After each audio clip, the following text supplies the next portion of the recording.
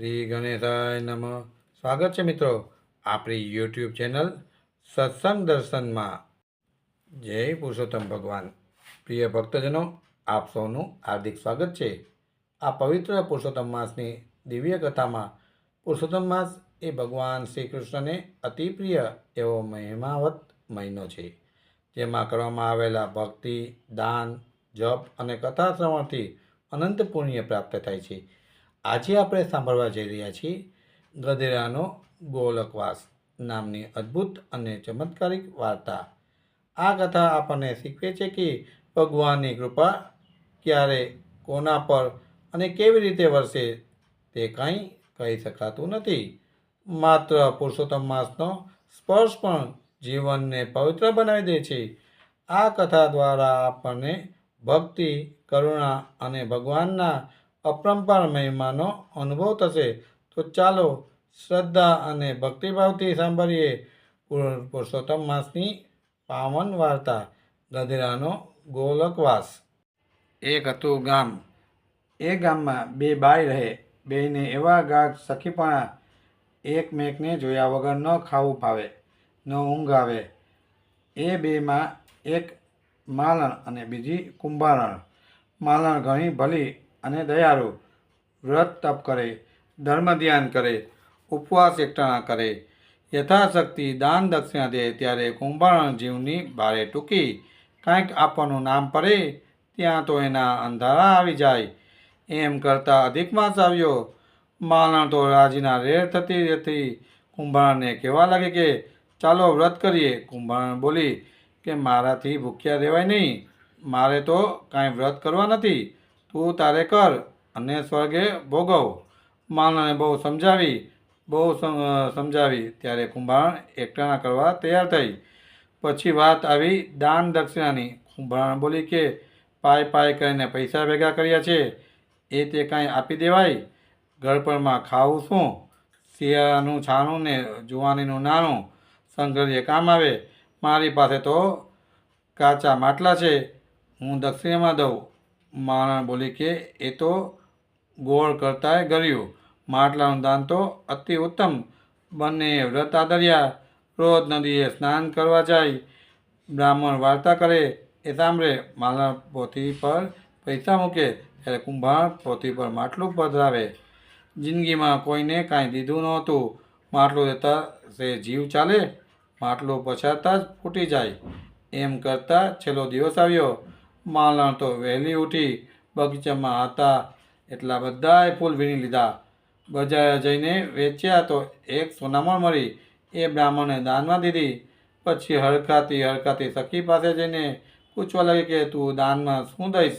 ત્યારે કુંભારણ હસતા બોલે કે કોઈને કદી ન દીધું હોય એવું દાન દઈશ. એવામાં એક બ્રાહ્મણ આવ્યો. બિચારાને મોટી આશા કે અમૃત માસનો છેલ્લો દિવસ છે, સારી દક્ષિણા મળશે. બ્રાહ્મણને આંગણે આવેલા જોઈ કુંભારણ ઘર પછવાડેથી ગધેડો લઈ આવી અને કહ્યું કે લો ગોરબા, આ ગધેડો દીધો તમને દાનમાં. બિચારો બ્રાહ્મણ તો દગાઈ ગયો. ગધેડાને દાન હોય? માલણ પોતાની સખીને સમજાવવા લાગી કે આવું દાન ન કરાય.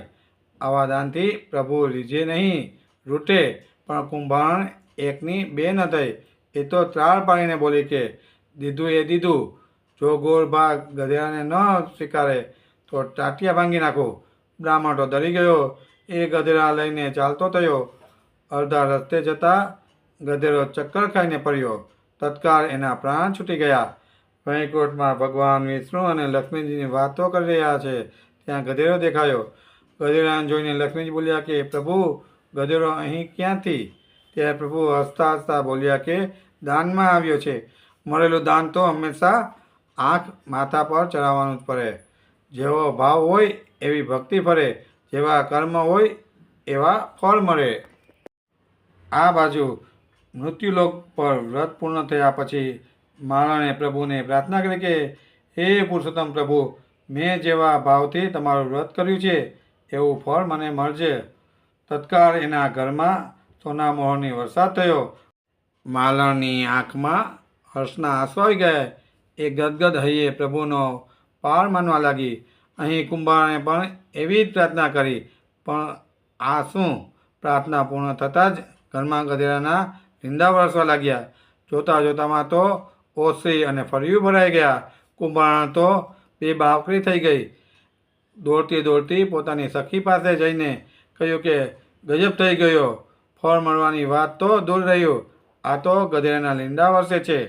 માલણ કુંભારણના ઘરે આવી એ પ્રભુને વિનંતી કરી. ત્યાં લીંડા વરસતા બંધ થયા. કુંભારણે સત્ય સમજાયું. એણે આજીવન પુરુષોત્તમ વ્રત કરવાનો સંકલ્પ કર્યો. માલણે આખી જિંદગી સુખ ભોગવ્યું અને સદૈવ વૈકુંઠ પામી. હે પુરુષોત્તમ રાય, તમે જેવા માલણને ફળ્યા એવા સૌને ફરજો. ભક્તજનો, આ હતી પુરુષોત્તમ માસની પવિત્ર અને ચમત્કારિક ગધેડાના ગોલોકવાસ વાર્તા. આ કથાથી આપણને સમજ મળે છે કે ભગવાન પુરુષોત્તમની કૃપા અપરંપાર છે. તેમની ભક્તિ પુરુષોત્તમ માસનું મહાત્મય એટલું વિશાળ છે કે એક સામાન્ય જીવ પણ ભગવાનના ધામ સુધી પહોંચી શકે છે. આપણે પણ આ પવિત્ર માસમાં સારા કર્મ, ભક્તિ, જાપ, પાઠ અને સેવા દ્વારા જીવનને પવિત્ર બનાવવામાં સંકલ્પ કરીએ. ભગવાન શ્રી પુરુષોત્તમ આપ સૌના જીવનમાં સુખ, શાંતિ અને સમૃદ્ધિ વરસાવે તેવી પ્રાર્થના. જો આ કથા આપને ભાવતી હોય તો તેને અન્ય ભક્તો સુધી જરૂર પહોંચાડજો, જેથી વધુમાં વધુ લોકો પુરુષોત્તમ માસની મહિમાથી લાભાન્વિત થઈ શકે. જય શ્રી પુરુષોત્તમ ભગવાન. જો તમને અમારો આ વિડીયો ગમ્યો હોય તો તેને લાઈક કરજો, શેર કરજો અને કોમેન્ટમાં જય શ્રી પુરુષોત્તમ ભગવાન લખજો. જય શ્રી કૃષ્ણ.